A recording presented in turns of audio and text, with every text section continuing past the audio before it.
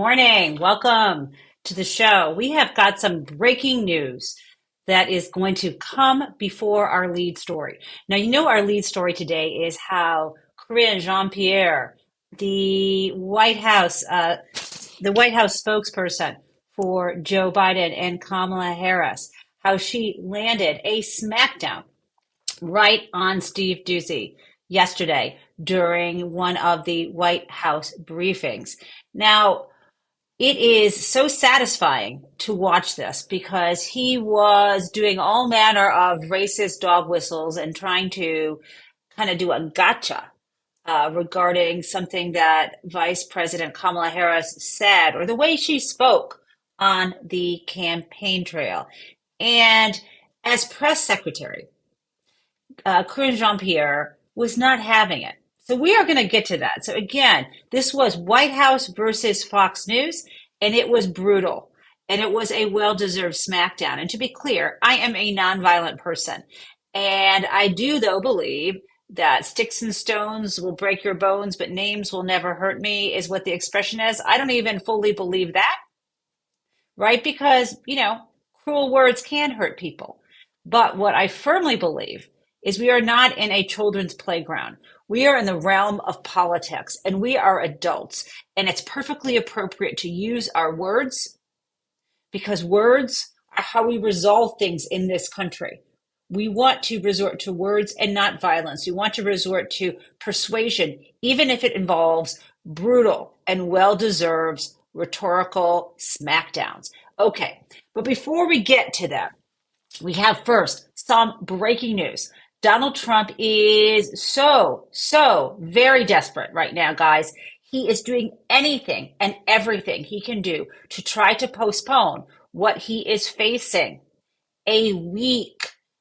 Let me just be clear. 2 weeks from today, on September 18th, he will face a judge in New York, a judge he does not like, Judge Juan Merchan. He doesn't like really any judge except one, Eileen Cannon, and maybe a few on the U.S. Supreme Court, so long as they continue to rule in his favor. So on September 18th, 2 weeks from today, he is scheduled to be sentenced, his first criminal sentencing. Remember, he is out on bail. It's a cash-free bail, but he is right now, he happens to have been convicted on 34 felony counts in New York State, and he is about to be sentenced. You remember that jury verdict, and you remember that he is about to be sentenced. The sentencing was supposed to be in July, but it was postponed due to the Supreme Court ruling where everyone was trying to, where the judge, Juan Merchan, was trying to take a moment to give Donald Trump's team, as well as Alvin Bragg, the DA, a moment to decide if they needed to change anything in their approach. So the bottom line is, as you know, Donald Trump has been desperate to try to get this case away from the sentencing judge so he doesn't have to face the music. He must firmly believe, and I don't know if it's the case, but he must be firmly of the belief right now that if he actually gets a sentence, whatever it is, however small it is, he must be at this point thoroughly convinced that and here we have it. Let me just, Donald's desperate appeal. So he must be thoroughly convinced that any kind of sentencing will damage him. I know he'll spin it. He'll try, but he's desperate right now not to have to face the music in 2 weeks at that criminal sentencing. So I'm going to start with the latest news and work our way back. Late last night, I think it was around 11 p.m. Eastern time. What went down was this. Donald Trump had exhausted his efforts to convince Judge Juan Merchan to give him permission to ask to have the case removed to federal court. And I'll tell you why Merchan didn't give him permission and didn't have to give him permission in a moment. But the very last news is that Donald Trump filed a notice of appeal to the Second Circuit Court of Appeals, asking them to overrule, let me say it very differently. Sorry. It wasn't that Juan Merchan Juan Merchan refused to grant him the, let me just back up. Juan Merchan did refuse to grant Donald Trump permission, leave to ask for removal. And when he didn't get that leave, Donald Trump's lawyers were very angry. So they went up to the federal district court and asked him, hey, can you overrule Merchan? The federal judge said, nope, there's no reason why you should get special treatment under the law. You had your opportunity a year ago. In May of 2023, he filed a notice of appeal then. Sorry, in May of 2023, he filed a notice of removal. He tried to get the case taken away from the state court judge. That did not work. That was his bite of the apple. He had to have done that within 30 days of Donald Trump's arraignment. And that's what the lawyer did. Donald Trump, a year ago, tried to remove the case to federal court, and it was rejected. That was his only bite at the apple. Donald Trump is trying to argue, well, things are different now because of this Supreme Court case. And so he asked again of the federal court, please allow me to come to you and just bypass Judge Merchan so I can avoid the sentencing, essentially. So again, the judge yesterday said, no way, Donald, you're out of luck. Okay, so when he got that rejection from the federal judge yesterday, Donald then filed a notice of appeal with the Second Circuit Court of Appeals to try to get this, of course, taken away from the judge. I'm quite certain the Second Circuit is going to reject it, and I do not believe the Supreme Court will take this case. But we shall see. This is going to be a lot of drama. Okay, so I want to just let you know why and what happened here, because he's always claiming that things are not fair to him. And so let me just be really clear. You like some of the legal analysis, and here it is. So what is Donald's desperate appeal about to the Second Circuit? Well, here it is. Here's the filing. It's pretty small. It just says notice of appeal. Notice is hereby given that Donald, they say President Donald John Trump, but, no, candidate Donald John Trump, the above captioned defendant, appeals to the United States Court of Appeals for the Second Circuit from the opinion and order entered on September 3rd, right? That was yesterday, denying leave, that means permission, to file, and summarily remanding his second removal notice. Okay, what does that mean? What that means, guys, is that the judge said to Donald, no, you're denied. You can't do this. Okay. And this was the second time recently that Donald's tried to get the case removed. He kind of messed up the filing the first time. But again, this is still so now it's his third removal attempt. He only gets one within 30 days of the arraignment, or if there is no arraignment, trial, whichever comes earlier. So Donald already, within 30 days of his arraignment in 2023, did this. He doesn't get another chance, and he keeps trying and trying again. That is why he is essentially, that's what he is doing. Now, I want to make clear that this is, there's more to this. So let's look at the next piece of this. Okay. Yesterday, this was the federal judge that he went to this week saying, I need you to overrule Merchan. He should give me permission to remove the case. Now, why should Judge Merchan in state court, who is about to sentence Donald Trump, give him permission to remove the case? There is no reason under law that he should do that. There is no good reason. There are no good changed circumstances. And so this is what the court said. This is what made Donald Trump so angry. This is the federal court, tipping his hat to Judge Juan Merchan, the sentencing judge, saying, keep the case. He said this. This is Judge Alvin Hellerstein of the U.S. District Court in New York, in Manhattan. It clearly appears on the face of the notice and exhibits attached thereto that removal should not be permitted. Good cause has not been shown, and leave to remove the case is not granted. There was no good cause. Again, he had his shot. He did it within 30 days of his arraignment last year. That's it. He's always trying to get the rules to apply to him differently. Now, I got one more thing here.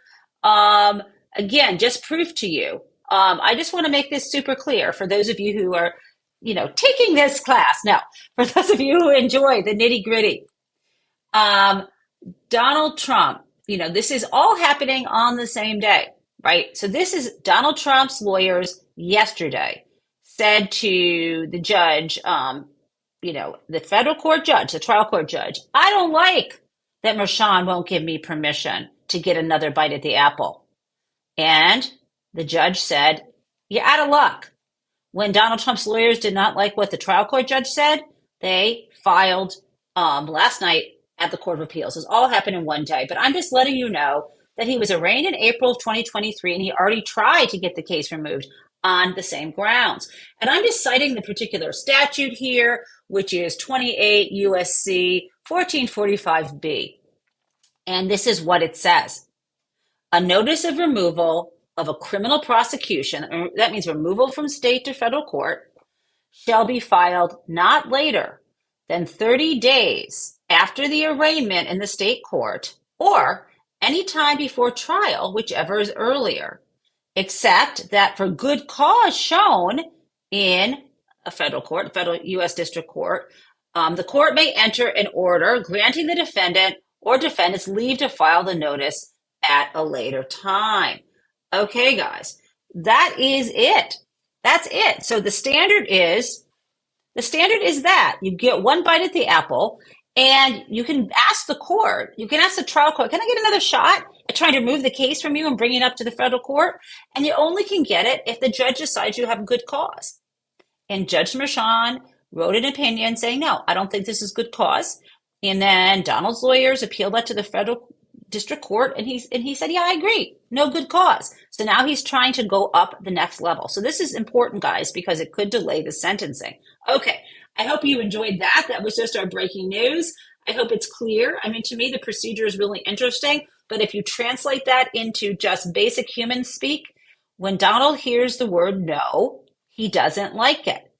And he doesn't think the rules apply to him, including the rules of the courts that apply to everybody else.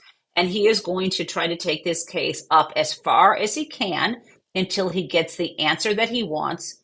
And if and when he doesn't, he will be sentenced in 2 weeks, and he won't like that sentence, and he'll complain about the sentence, no matter what it is. And he'll say it was too tough, but he'll also say that, look, it wasn't even that big of a sentence, so they shouldn't have even done this. And then he will also try to get the sentencing thrown out. You know how this works. And while he is dealing in that legal landscape, he will also be lying publicly about what is going on. So I just want to keep you all posted. Now, let's pivot to the exciting news, which is when the press secretary, Karine Jean-Pierre, has had enough of the BS going on at Fox News, that she just shuts it down. There are people who act like children, who act who actually, I guess he could call him a child. I'm speaking specifically here of Steve Doocy of Fox News. Steve Doocy Peter Doocy is the son of Steve Doocy. His father, works at Fox News, and now the son follows in his footsteps. We might call him a nepobaby. This was a phrase going around a couple of years ago, nepotism baby, someone whose parents have paved the way for them. And Peter Doocy, as far as I have read on the internet, earns $4 million a year simply for acting like a depraved idiot and racist misogynist on television. And it's good work if you can get it, unless you have a soul. So I want to play that clip for you. And this again is directly this is a clip directly as it was played on Fox News, so you can see the side by side at yesterday's press briefing. You've got Karine Jean-Pierre on the right, and then you're going to have Steve Doocy on the left. Let's take a listen, and we'll talk on the other side. Since when does the vice president have what sounds like a southern accent? I have no idea what you're talking about. Well, I mean, this is. she was talking about unions in Detroit using one tone of voice. Is this something that you Same think? line Okay, Peter. that she used the same line in Pittsburgh, and it sounded like she at least had some kind of a southern drawl. I mean, do you hear the question that you're? I mean, do you think Americans seriously think that this is an important question? They care. You know what they care about? They care about the economy. They care about lowering costs. They care about health care. That's what Americans care about. So That's what they want to well, hear. this is something. They care about. Your colleague just asked me about what basically we talked about, went back and forth about democracy and freedom. That's what they care about. I'm not even going to entertain some question about the president. It's just hearing it sounds so ridiculous. Well, but hearing it is The question I'm talking about. The questions is just insane. different topic. Okay, and hold on one sec. I want us to watch that together, and I'm gonna, now that you've heard it, I want you to watch his body get uncomfortable, and I want you to look specifically at Peter Doocy's face, as this goes down here. Watch him kind of first, get defiant and then get uncomfortable and pull back. And you can watch her body language being offended. Watch him do this. And then again, after we watch it again, then we're going to comment on it. And I'm going to talk to you about a topic that I'm sure you've heard of, which is called code switching. Okay, so let's do this one more time. Vice President have what sounds like a southern accent. I have no idea what you're talking about. Well, I mean, this is. she was talking about unions in Detroit using one tone of voice. Look at her body language. She's pulling away. Okay, Peter. That she used the same line in Pittsburgh, and it sounded like she at least had some kind of a southern drawl. I mean, do you hear the question that you're? I mean, do you? Southern drawl. He's not talking about a southern drawl. This is a racist statement. We're just trying to describe the way she is speaking as if it is a problem for her to kind of speak in a relaxed way, a casual way, because she feels comfortable. And he's saying southern drawl, but he's almost trying to say the words like black people. I mean, you can kind of almost see him say that. It'd be like, okay, let's listen more. I think Americans seriously think that this is an important question. They care. You know what they care about? They care about the economy. They care about lowering costs. They care about health care. That's what Americans care about. So that's what they want to hear. This is something. They care about your colleague. Look at him leaning back. Look at his shoulders. We talked about, went back and forth about democracy and freedom. That's what they care about. I'm not even going to entertain some question about the president. It's just hearing it sounds so ridiculous. Well, but hearing it is. The question I'm talking about. The questions is just insane. Is that how she talks in meetings? I'm just Peter. We're moving on. We're still moving around. Go ahead, Anita. Thanks. I love that. We're just moving on. So he's trying to.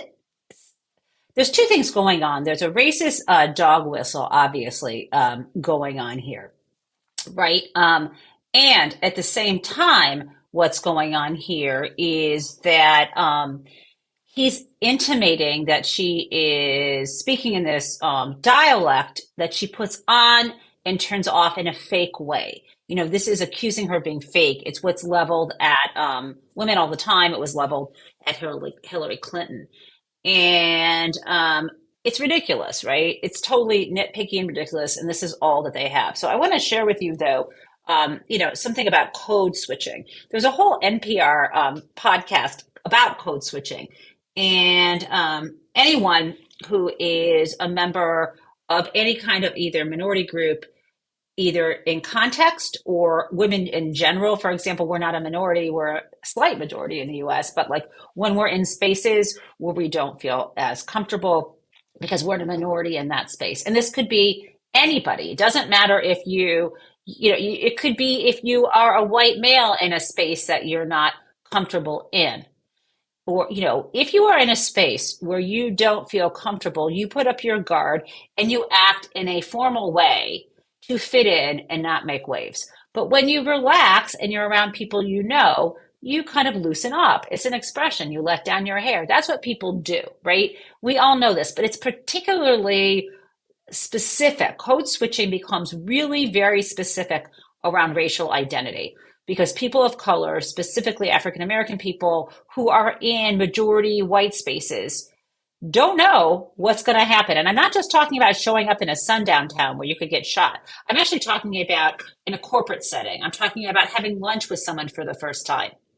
There's a way that you can present yourself, and we all know this. And so I want to show the best thing I've seen on this, which is my friend Kenny, an amazing content creator who I have met in person now, and who I think I've shared his TikToks and his other videos with you. And he gives us an explainer on code switching. And, you know, Kenny is deliberately wearing in this a do-rag. He does not always do this. It is deliberate, okay? And this is so fun, and I think you're gonna appreciate what he has to say about this much more than you would what I have to say. Let's do it.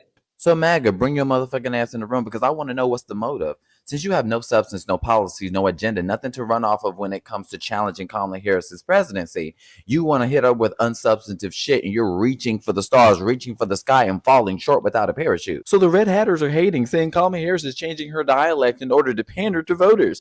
Baby, do you not know what code switching is? I know you say that you have that one black friend, but that one black friend has never code switched on your ass. For those who don't know or are a little slow, code switching is when we change our body language and our dialect in order to seem non-threatening to white folks. Now, sometimes it's instantaneous where we don't even know it because it's a defense mechanism, because unfortunately, a lot of white folks don't see us as human that don't take us seriously. So if you see a black person speaking like corporate Karen, her guards are up. Okay, she doesn't know you. We don't know you. We're scared. We're not necessarily sure how you're going to react to us. So we have to switch it up a little bit. But if you so happen to gain our trust and we let those guards down, then you might get a reaction like Kamala Harris did in Detroit. You better thank a union member for the 5-day work week.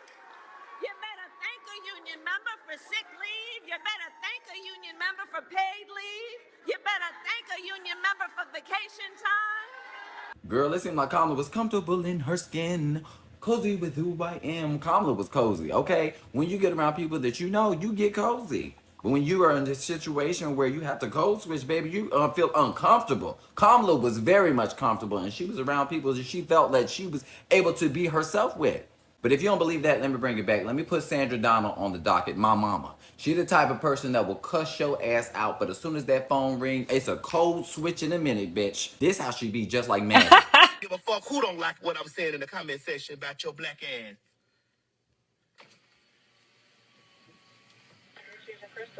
Yes, good morning. Hi.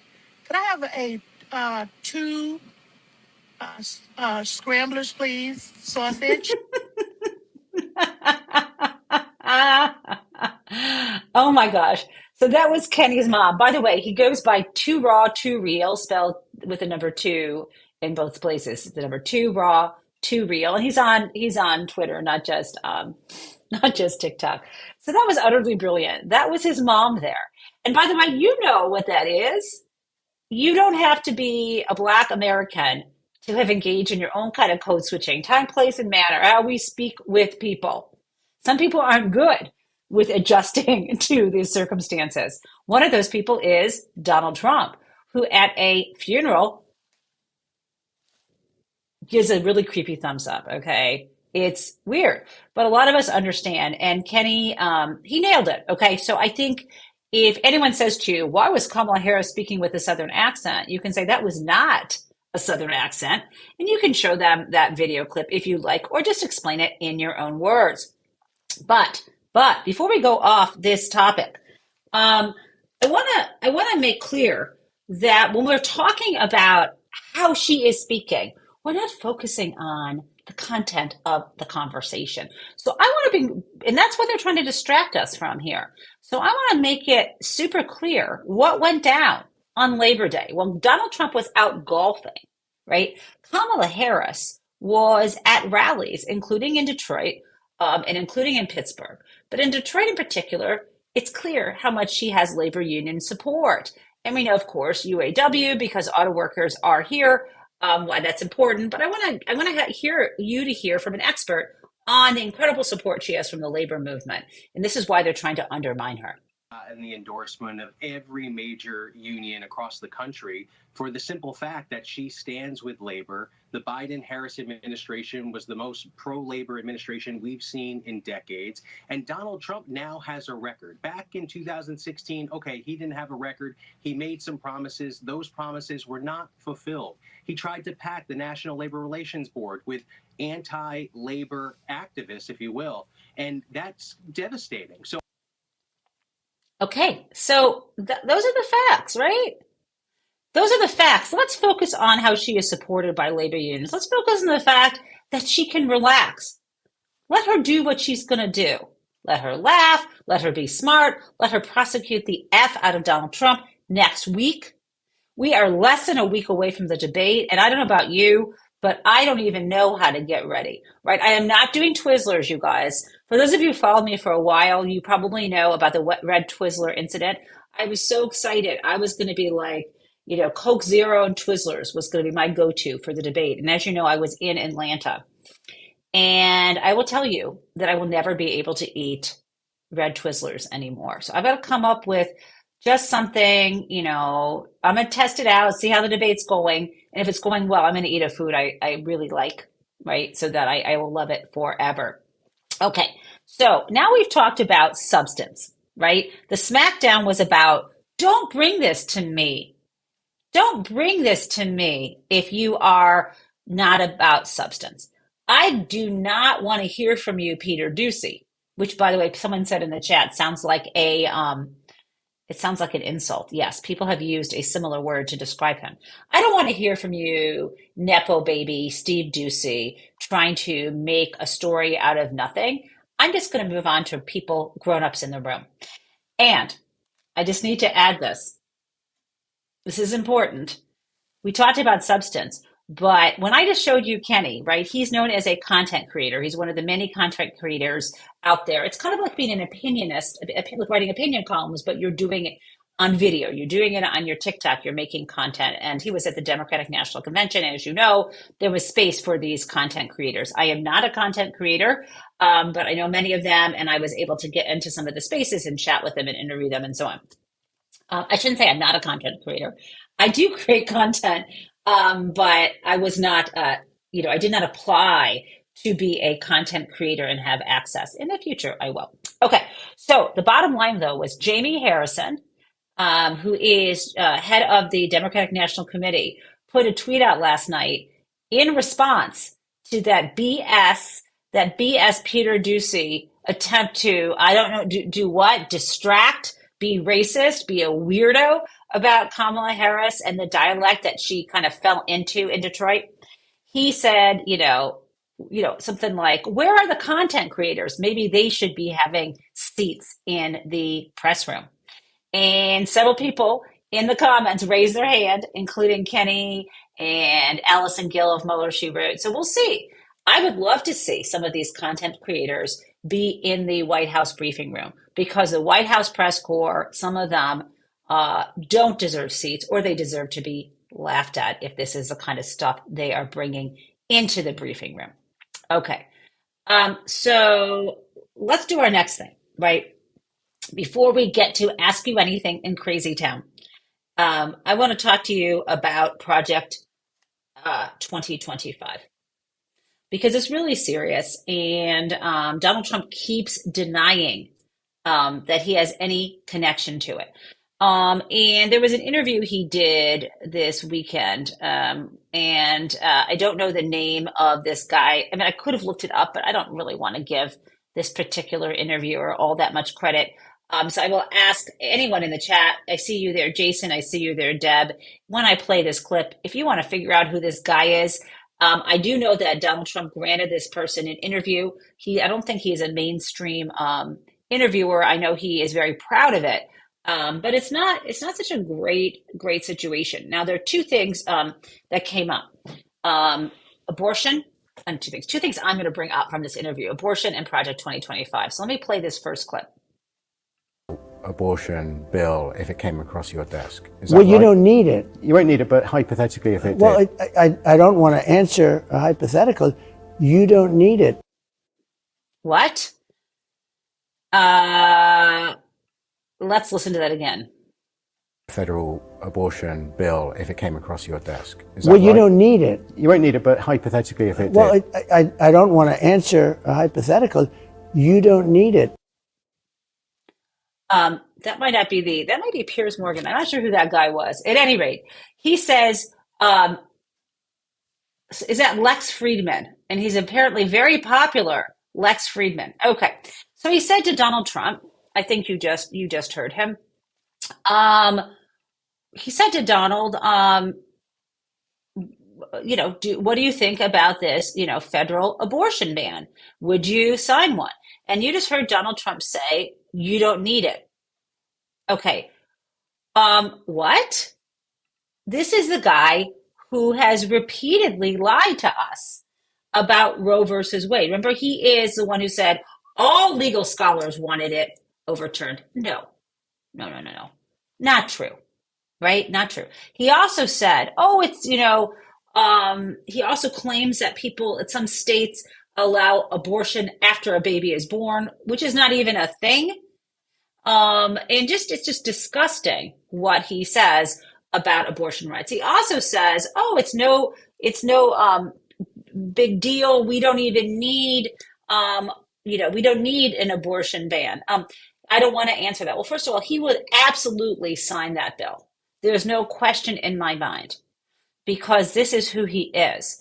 This is a man, when he was running for office, who said that there should be some criminal penalties for women who have abortions. Whatever he thinks about it, he likes the power. And the people who he doesn't like, who don't like him, want women to have freedom over their bodies, want them to have autonomy. So this is a lie. It's just like he lied about Florida. He was saying, I think that the abortion, women should have longer than 6 weeks before they decide to have an abortion. That deadline is too soon. They should have, more autonomy. He doesn't say when, but then of course he decides not to vote in support of a law that would a ballot measure that would have allowed for giving women more freedom over their own bodies. Now, I want to make clear to you that abortion isn't just about our bodies, right? I think people get so focused on that aspect. It's about our entire lives, women's entire lives. So I wanted you to listen to what Gretchen Whitmer, governor of Michigan, had to say. It's something I have said before, and I want you to hear it from her, because I think that she articulates this in a way that we need to make clear. We should not allow people to treat abortion as a side issue. We know that there is polling suggesting that amongst women, at least, abortion rights have crept up even to the number one issue that they are concerned about. But overall, the polls are consistent. The number one issue for all people in America is still the economy, inflation, and the cost of goods. Do you think the Harris campaign is, as far as you can see in Michigan, is doing enough to address that issue and then the issue of immigration? I appreciate the question, Katie, and I would submit that abortion is about the economy too, right? The most important, profound decision a person or family or woman will make is whether and when to bear a child. So this is about our personal economy. This is about our collective economy. How can women get in the workforce if they can't even make their own decisions about whether and when to bear a child or access the health care that they need? And so I would submit, when you look at Donald Trump, who wants to rip these rights away, and you look at Kamala Harris, who wants to give women greater access, when you look at Kamala Harris's platform to get more money in the pockets of Americans versus Donald Trump, who wants to just throw tariffs that will get passed on to people and will cripple the American consumer, we know that this is a stark choice, whether it's on the economy as many people define it, or is about the personal economy. Kamala Harris is the one who's going to empower people and help more Americans keep money in their pocket versus what Donald Trump's going to do, whatever's in Donald Trump's best interest at the time, which is why you can't trust this guy. Exactly. I mean, it's just so clear. And anyone who listens to that knows it's true, right? She said it just exquisitely. He's in it for himself. Can't trust him. He'll say one thing one day and a different thing another. And we have evidence of that. At that same interview, Donald was asked about Project 2025. And yet again, he denied it. And he also sort of thought he was being clever by saying, I deliberately didn't read it so I could then say I never read it. Okay. Yeah, we know how you operate. Let's listen. Let me ask you about Project 2025. So you've publicly. Okay, so this isn't the first guy. This is not the Lex Friedman guy. This is the interview I was referring to earlier and maybe you all know who this is. This is not, it doesn't look like Jonathan Swan to me. I mean, it looks slightly like Jonathan Swan, but it's not him. So let me know who it is. This is something that was shared, this excerpt from the interview by the Harris headquarters rapid response team. And I think you're going to see why. So let's play it. Let me ask you about Project 2025. So you've publicly said that you don't have any direct connection to Project nothing. 20. I know nothing about it. And they know that too. Democrats know that. And I purposely haven't read it because I want to say to you, I have no idea what it's all about. It's easier than saying I read it and, all of the things. No, I purposely haven't read it. And I've heard about it. I've heard about things that are in there that I don't like. And there's some things in there that everybody would like. Okay. Things in there that everybody would like. Really? Well, let's tackle first.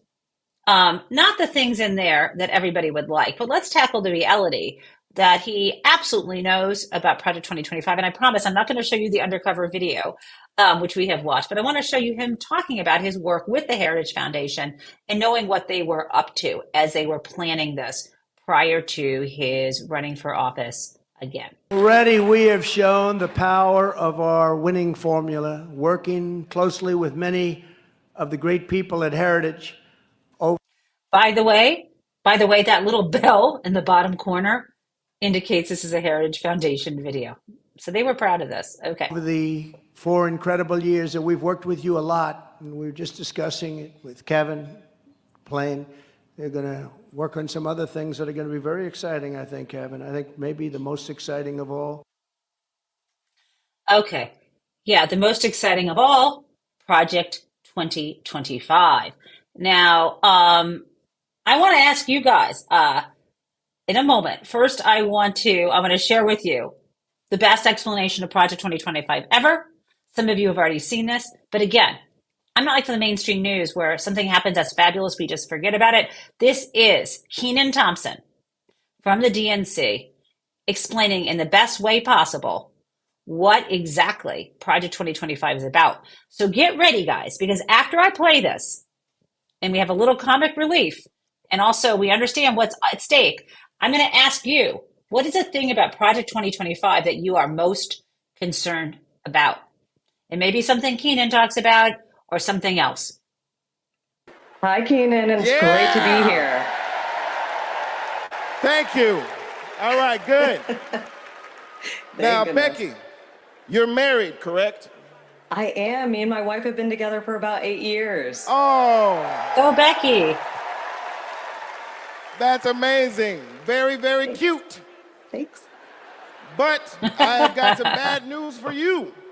I hate that. On page 584, Project 2025 calls for the elimination of protections for LGBTQ plus Americans.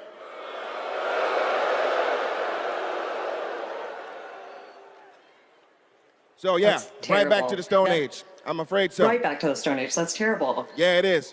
Thank you, Becky, for being here and making that wonderful point. All right, next up, we have Nirvana. Nirvana, are you with us? And your people are with us as well? All right, good. Now, Nirvana, I understand that you are on insulin to manage your diabetes, yes? Yes, and thanks to President Biden and Vice President Harris, I only pay $35 a month for my insulin. That is great. That is great. But on page 465, Project 2025 calls for millions of people like yourself to pay more for prescription drugs like insulin. Why? Why? Well, I guess maybe to help Big Pharma make more money that they can donate to Republican politicians, I assume. Yeah, that makes sense. Yes, unfortunately, it does make sense. All right, let's talk to Anita. Anita, are you there? Yes. Hello, Anita. Hello. And Anita, what do you do for a living? I'm an OBGYN who delivers babies and does surgery. An OBGYN. She is an OBGYN that delivers babies. Uh-oh. Uh-oh, yeah. It's bad news, isn't it? It sure is. On page 459, Project 2025 resurrects a law from the 1800s called the Comstock Act to ban abortion nationwide and throw healthcare providers in jail. Oh my God, that is awful. Yes, it is awful. All right, let's do one more. Is Sharia with us? Sharia, are you there? Hey, Keenan, I'm here. Yes, Sharia, I love it. All right, let's talk to you. I understand that you work for the federal government? Yes, sir. I'm in the United States Department of Education. I'm a proud civil servant and a proud union president. She works for the Department of Education and she's a proud civil servant. Well, unfortunately for you, on page 78, Project 2025 calls for President Trump to purge the civil service of everyone who isn't a MAGA loyalist. Are you a MAGA loyalist? Now, Keenan, absolutely not. I'm just asking. I mean, you might as well be, because also page 319 calls for the complete elimination of the Department of Education. There's a bunch of stuff in here, but that's all we have time for at the moment. Just remember, everything that we just talked about is very real. It is in this book. You can read it online at kamalaharris.com/Project 2025. And most importantly, you can stop it from ever happening by electing Kamala Harris as the next president of the United States.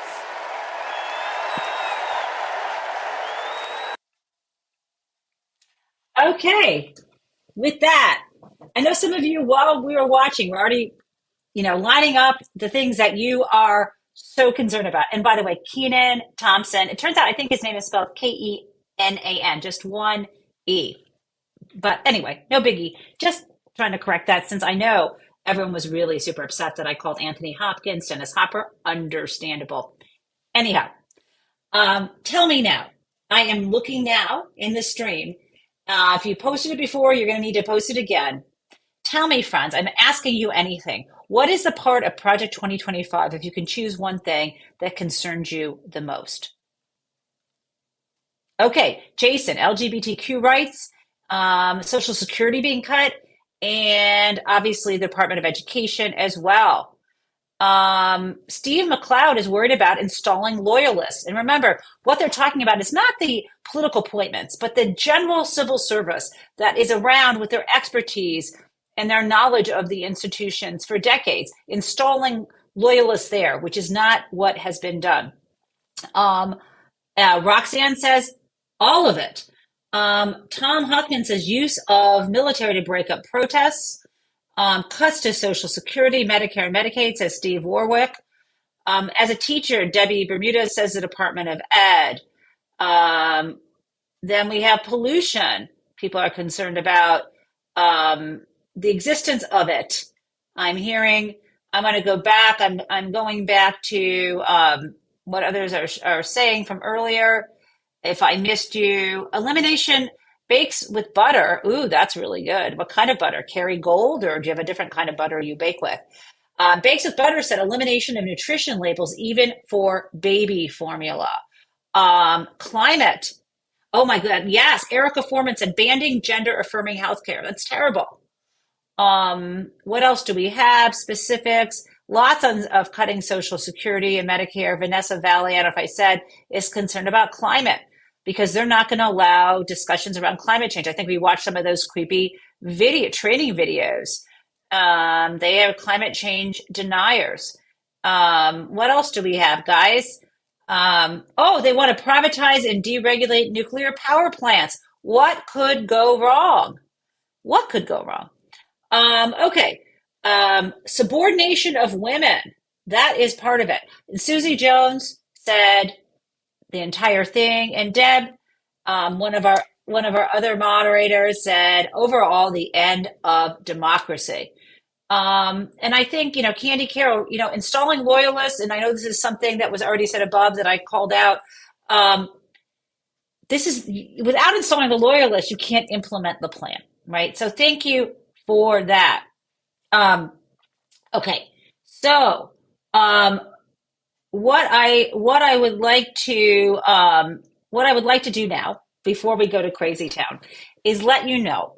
Yesterday, we were talking about in the Ask You Anything, what is it that can be done? What is the one thing that can be done to help in this election? And we've been so focused on, top of the ticket and what's going on there. But it's critical, state by state, to help in the elections. Specifically, there are openings for poll workers in some of the battleground states.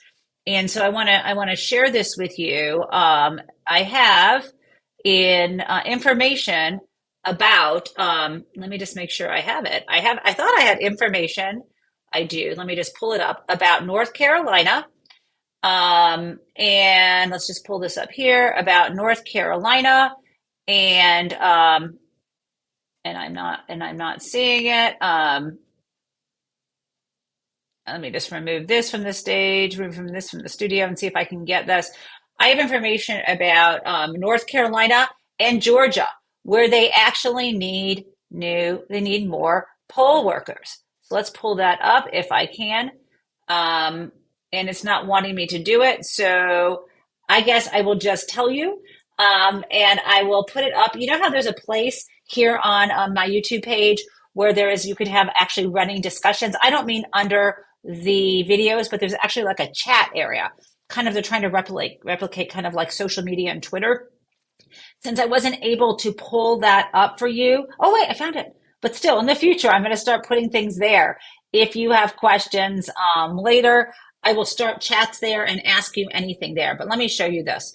North Carolina needs poll workers. So if you are from North Carolina, you can sign up at powerthepolls.org.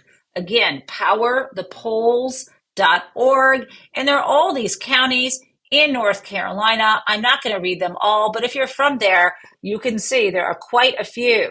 So if you live in North Carolina or you know anyone there, get this information out to them. Again, powerthepolls.org. Also, Georgia, in fewer counties, but many, many counties, including Cobb County. I mean, you look at these lists, we need you. We need you at the polls as poll workers. I've worked the polls before, not as a poll watcher, but I've sat at the polls. It's a long day. It's helpful if someone brings you a sandwich in the middle of the day, but it's really nice to watch people come in and vote. Whatever they're looking for in terms of poll workers, we need you to be there. So please, North Carolina and Georgia. But again, let's just put this up again. You can just go to this website, powerthepolls.org. So please do that and let people know if they're from those states, or even check if we're your own state. We need you. Okay, it is now time for Crazy Town. And I think that I need to do this because this has been bothering me for a long time. And why it bothers me is this. And let me say what it is. We don't talk enough about Donald Trump's appearance. We just don't. And there's something really wrong that he can't look in the mirror and see that he looks like a clown. And I feel that, and I think you know where I'm going, I feel that if Joe Biden wore the kind of face makeup, that kind of orange pallor that he doesn't blend it to the, to the edges. And if he had a bleach blonde comb over that kind of went loose in the wind, what the F would the press have to say? And so I want you to get a visual for this. And this is what I'm talking about. This is someone named Anonymous put this up. And someone said, Biden should do this for lulz. I'll read this. Imagine how Republicans would react if Biden did this. If Biden did this to himself every day, right? This is just a picture of Joe Biden wearing the exact makeup as Donald Trump. And this is actually one moment when his hair was blowing in the wind. We are such boiled frogs that we don't even mention it. It is entirely weird. I'm sorry. This is not normal. He looks like a clown. And I want you to see what I'm talking about here. Here is a photo, one example of a photo of Donald Trump, how he actually appears and how weird he looks. And I think this is a mental health issue. I'm a lawyer, not a physician, or I don't have a PhD in psychology or psychoanalysis, but I have eyes, and I think he looks like a clown, and I think some clowns are creepy. So look at this. This is from Snopes, and they actually say, real or fake? Is this an authentic photo of Donald Trump? And this is a picture. You can look it up close if you want to on your laptop. The picture showed him covered with what appears to be sweat and heavy orange makeup or self-tanning lotion. And people did not believe it was real. But indeed, it was true. It's authentic. The photograph was created by AFP on the Getty Images image licensing website. It was taken by a photojournalist named Tannen Mori.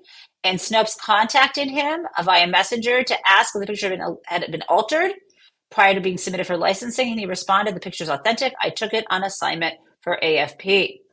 Now, I am sure that if it had been the case that this was doctored in any way, we would have known that, right? This is not a Princess Kate situation. Kate Middleton, which, by the way, I don't want to go down that rabbit hole, but we have not seen a lot of her recently, but we'll talk about that some other time.